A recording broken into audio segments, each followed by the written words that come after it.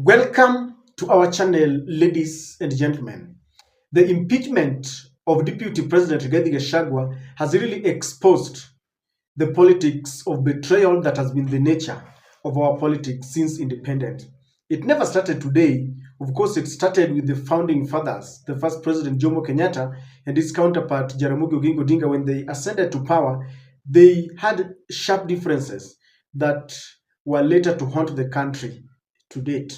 The foundation of this disagreement that found itself even into the National Assembly, when you saw the ODM members and even Luo legislators voting overwhelmingly to impeach Rigathi Gachagua. This was a seed that was planted by those forefathers. It also exposed the manner in which William Ruto is using divide and rule to dismantle the unity of Mount Kenya. There were several leaders who were being accused of betraying their brothers, sibling rivalry.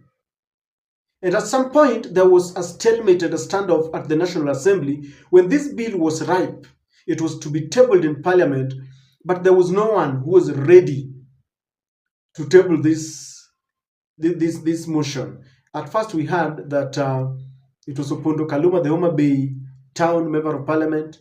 Then we heard that there was a member from Western, and then a member from Coast. Then finally, the courageous Mwenge Mutuse, who has really faced backlash after tabling that motion.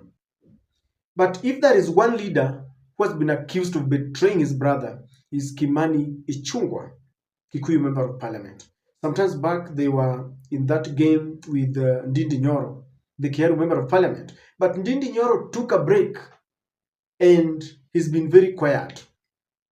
Kimani Ichungwa has been associated with the betrayal of Rigathi Gachagua. He's the one who told the president that there is a snake in your hands that you need to shake.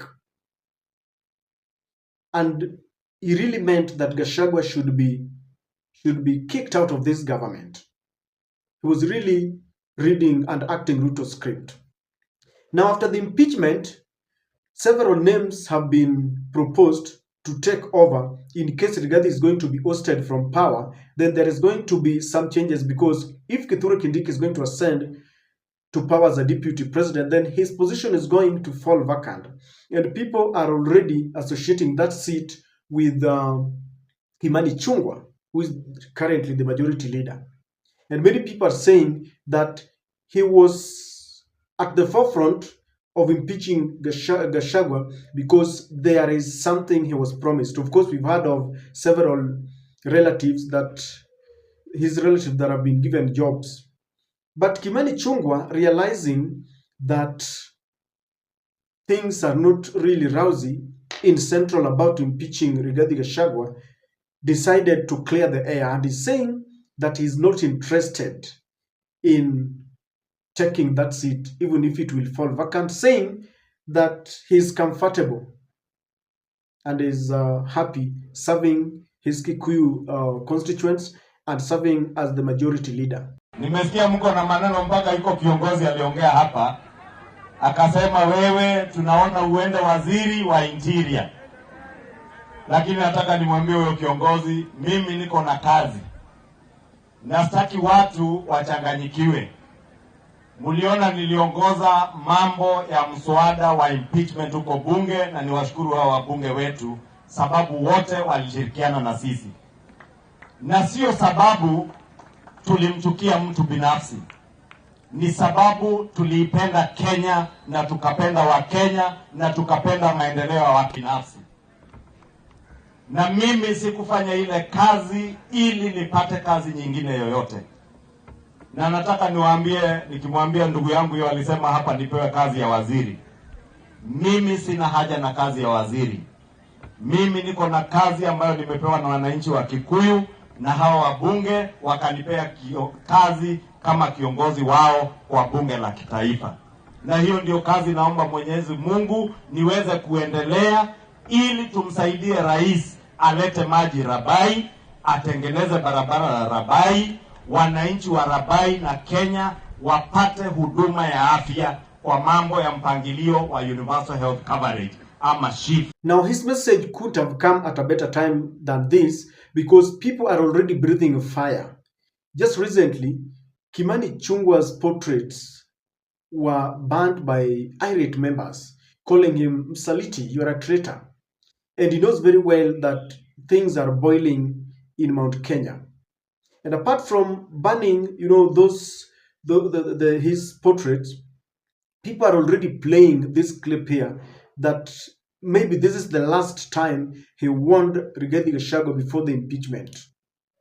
Mimi niliwaambia nilipambana na Uhuru Kenyatta akiwa rais wa Kenya nikiwa tu mbunge wa kawaida. Wewe usijaribu kufikiria ati unaweza nitisha sababu uko na cheo inakaribia rais hapo. Mimi hakuna mtu anaweza nitisha hii Kenya na hii dunia. Niliwaambia naogopa Mwenyezi Mungu peke yake, uji moto na umeme peke yake. Pasiwe na mtu anafikiria ati atanitisha mimi. Na kama wewe ni mkabila, usiniingize mimi kwa mambo ya ukabila. Kama wewe ni mtu wa kublackmail rais na serikali ya Kenya ili ujitajirishe wewe mwenyewe, ati ununue mahoteli kutoka hapa Nairobi mpaka Mount Kenya Nyeri, yote ununue mahoteli na pesa ya umma na ufikirie utaniuzia uoga, sio mimi. Lala, amka, utafute mwingine, sio Kimani Ichungwa. Now why do you think Kimani Ichungwa has decided to clear the air? He knows very well that his name is being associated with that seat and people are already saying that he's a traitor. Is like a person who is like Judas who took Jesus to be crucified. He actually crucified. He's the one who was leading the members of parliament as the majority leader. He was leading members from Mount Kenya, both outside and inside parliament. He led this onslaught, and finally Rigathi was impeached by the National Assembly. So he wants to clear the air, sort of, because if you heard him speak, he's saying that this is not personal vendetta. But if you ask me, it is too little, too late. The damage has been done. Even if he apologizes now, I know the people have got a date with him in 2027. But where he was speaking, I never saw people shouting or heckling, which means that was a conducive environment, and it means that maybe there are people who still support Kimani Ichungwa. In life, you cannot be loved or hated by all the people. But then the bottom line is he betrayed. That is my opinion. You have your opinion. I have a feeling that he betrayed his friend. Whether it was for the good or the country, I don't know, but he did it. Kimani Ichungwa is also speaking this way to avoid any embarrassment, because I'm sure there are places where Kimani cannot step into without proper security. People are still angry. The other day, you saw the Nguri member of parliament, Wamshomba Gadhoni, weeping profusely, and of course Kimani Ngujiri crying, and he's already blaming Raila that Raila has rocked this government. He came into our government and he dismantled it. And I was wondering, they are crying like this, they're in tears, yet the courts had not even pronounced itself. What if the courts declare that indeed Rigathi Gachagua Geoffrey has been impeached? They agree with the verdict and the outcome of both the National Assembly and the Senate. What will happen? Because it really got into their nerves. It was so excruciating that they could not hold back. What will happen?